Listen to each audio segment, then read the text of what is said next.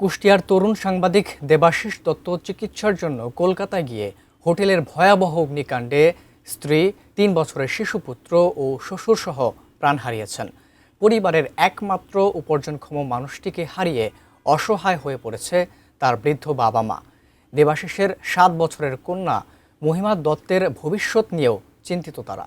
কুষ্টিয়া প্রতিনিধি শরীফুল ইসলামের পাঠানো তথ্যছবি নিয়ে ডেস্ক রিপোর্ট। ১৯ আগস্ট বাড়ি ফেরার কথা ছিল তাদের।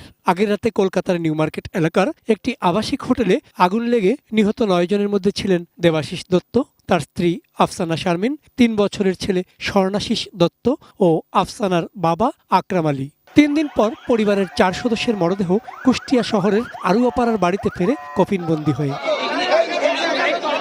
দেবাশিসের বাবা দিলীপ কুমার দত্ত দোকান কর্মচারী, সামান্য আয়ে সংসার চালিয়েছেন। গ্রামের জমিজমা বহু আগে বিক্রি হয়ে গেছে পারিবারিক প্রয়োজনে। একমাত্র পুত্র সন্তান দেবাশিস কুষ্টিয়া সরকারি কলেজ থেকে ইকোনমিক্সে মাস্টার্স করার পর সাংবাদিকতাকে কর্ম হিসেবে বেছে নিয়েছিলেন।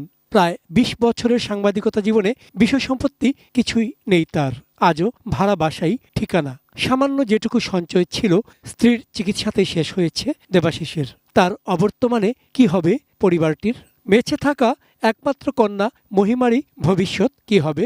আমার তো কোনো কর্মক্ষমতা নাই। যদি সরকার তরফ থেকে যদি আমাকে যদি সাহায্য সহানুভূতি করে, তারা যেন ব্যাংকে একটা ফিক্সড করে দেয় আমাকে, সেইভাবে আমি সেই অর্থটা দিয়ে মাসিক যে টাকাটা পাবো, সেই টাকাটা দিয়ে হয়তো আমি সংসার কোনো রকম ডাল ভাত করে বসে থাকতে পারবো। সাংবাদিক দেবাশিস দত্তের একমাত্র কন্যা মহিমা দত্তের ভবিষ্যতের কথা ভেবে অসহায় পরিবারটির পাশে দাঁড়ানোর জন্য সরকার ও বিত্তবানদের প্রতি আহ্বান জানিয়েছেন স্বজন ও সহকর্মীরা। কুষ্টিয়া প্রেস ক্লাবের পক্ষ থেকে চেষ্টা করব যে তার মেয়ের জন্য কিছু করা। বিশেষ করে দেবাশিস এখানে ভাড়া বাসায় থাকতো, আমাদের একটি প্রচেষ্টা থাকবে যে তার মেয়ের জন্য একটি আবাসনের ব্যবস্থা করা। পশ্চিমবঙ্গ সরকারের কাছে আমি দাবি করছি, এই দেবাশিসের এই করুণ যে মৃত্যু দেবাশিসের পরিবার সহ হলে, এর জন্য পশ্চিমবঙ্গ সরকারকে ২৫ কোটি টাকা ক্ষতিপূরণ দেওয়া উচিত। সরকার তার একটা মাথা গোঁজার ঠাঁই করে দেয়। একটা বাচ্চা আছে, মেয়ে, তার যাতে ভবিষ্যৎ সরকার একটু দেখে।